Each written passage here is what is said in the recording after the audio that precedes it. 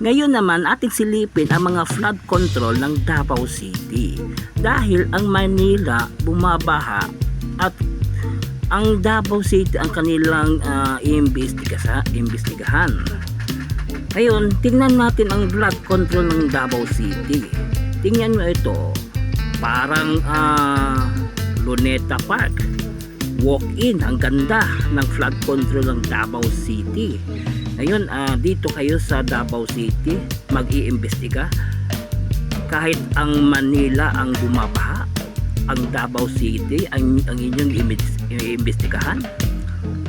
So ito po yung update natin. So tingnan po natin lahat ng mga flood control ng Davao City. Tara, let's go! 안녕하세요 여러분, 잘 지냈어요? 먹고 싶어 해먹겠어. Welcome to my channel Crispy Core TV. Please subscribe, like and share. So ngayon puntahan po natin ang lahat ng mga flood control dito sa Davao City. Kasi ang Manila bumabaha, gusto nila imbestigahan ang Davao City. So tara, update tayo. Let's go! So dito pa lang mabubungad na sa iyo ang flood control project dito sa Bypass Road Maa. Ito po yun, no? Ito po yung flood control dito.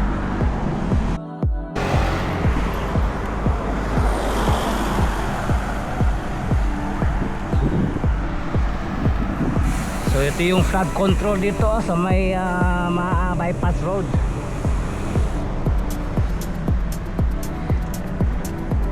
So tingnan pa natin sa unahan dyan sa may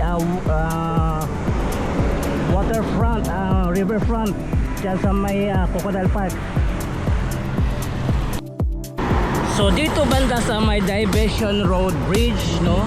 Dito sa riverfront. So ito yung flood control.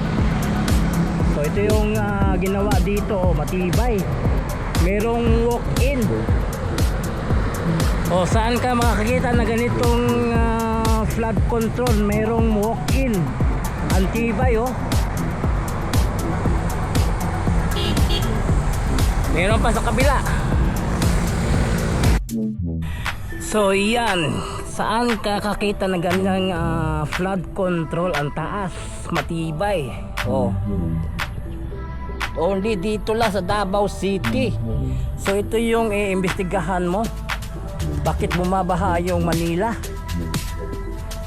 Oh, ito yung walk-in, no? Dinamohan na lang pero matibay pa. Saan ka? Oh, dito lang sa may riverfront, sa may Crocodile Park.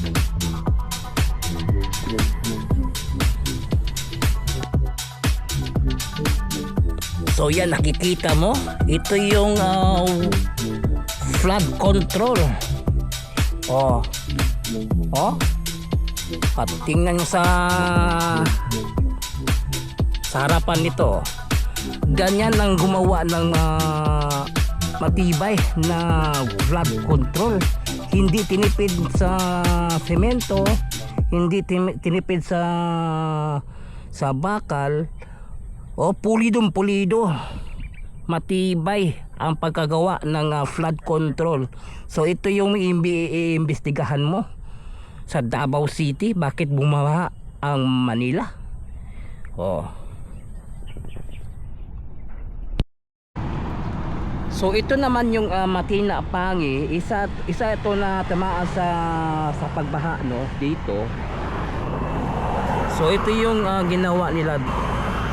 Ito yung flood control dito sa Matina Pangi. Ito yung patungong Matina Crossing, no? So tingnan mo ang ganda ng pagkagawa ng flood control dito sa Matina Pangi.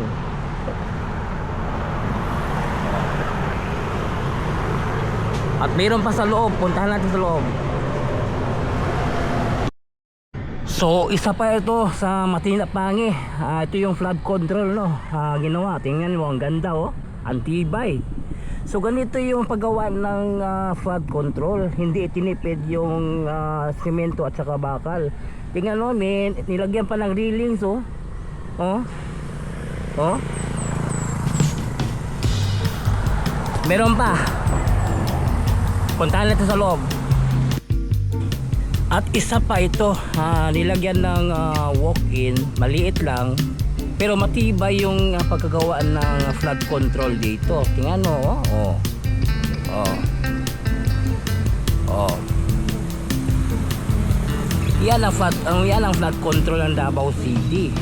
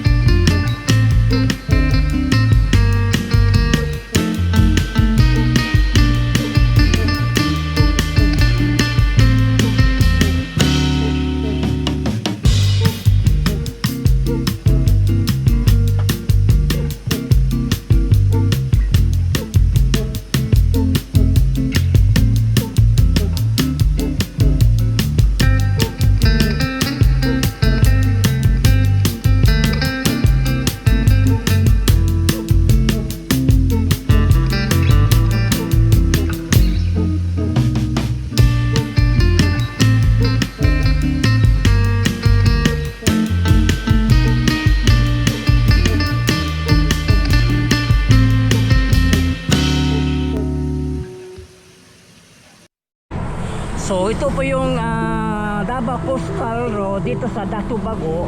Meron ditong pasyalan dito. Ang katabi nito merong flood control. Tingnan nyo, ang ganda ng flood control na ginawa dito.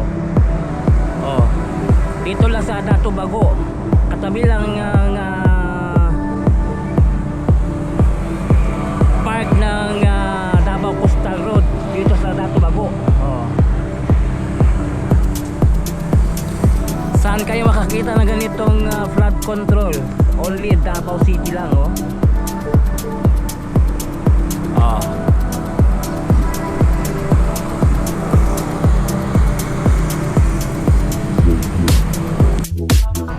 Saan ka makakita na ganito kalinis yung tubig? Labas ng dagat dito sa may Datubago, oh. Saan ka makakita? Only Davao City lang. Kasi yung Davaoenyo is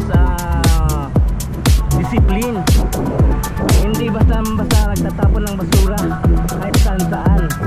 Kaya malinis yung sapa namin dito. Kaya hindi kami nababahaan. At matibay pa yung flood control ng Davao City. So dito kayo mag-iimbestiga sa Davao City kahit na sa Manila nagbabaha. So ito yung bukan na Davao River. So ito yung